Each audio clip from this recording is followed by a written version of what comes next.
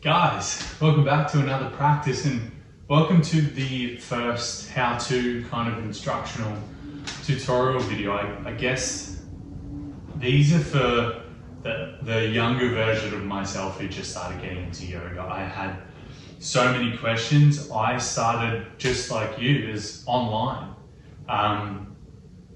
So I would watch videos and I would pause the video, run to a mirror and see if my alignment looked the same as the person who was filming. So in these, I will answer any questions that come up on the channel. So if you have any questions about any sort of poses, breath techniques, meditation techniques, anything to do with yoga, drop them in the comments and I'll see if I can make a video for you. So today's video is going to be about stepping up from downward facing dog to the top of the mat.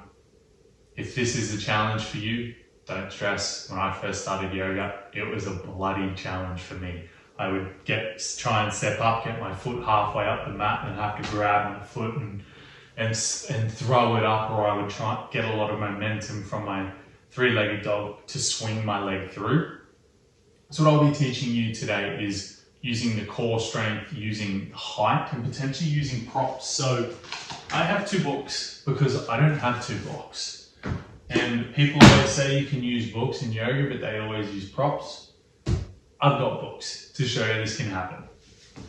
So I would recommend grabbing your books first if this is a struggle for you. Placing the hands on the book, gripping the books, make sure they're not going to slide out, and go to downward facing dog. And this might feel a little bit different to you.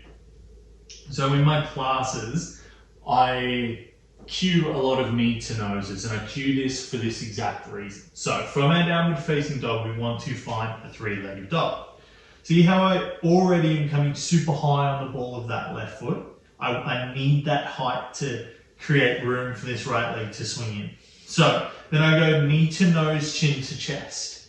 If you're still watching the screen, see how high I am on the ball of the left foot, how much my knee, this right leg, is lifting in towards, and how high my hips are. See, my hips aren't here. See, there's not much space. My hips are lifted. I'm rounding through the spine. I'm protracting, pressing the shoulders away to look forward, to create that room to lean forward, to step up. Yeah? And that's with the help of the books. These books, that high on the ball of the back foot, the rounding through the spine, the lifting of the hips, the rounding through the shoulders, all creates that height.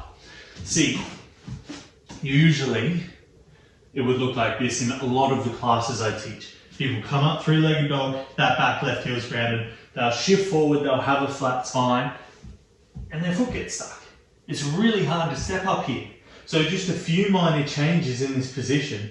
High on the ball of the foot, squeeze into the chest, point through those toes, round through the spine and lift the hips. Notice how much more room there is, and then I can lean forward, step forward. Now, this is going to take time.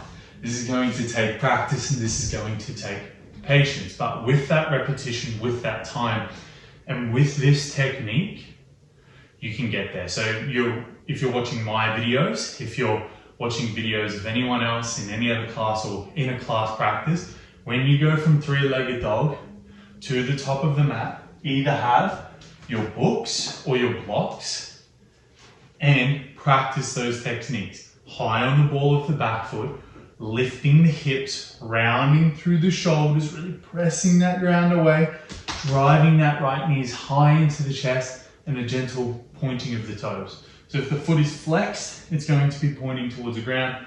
That's an extra foot length that you need to create height for. If it's pointed, you can get to the spot and then flick it forward. That was probably a weird little action for me, but I tried to explain it as best I could. So one more time.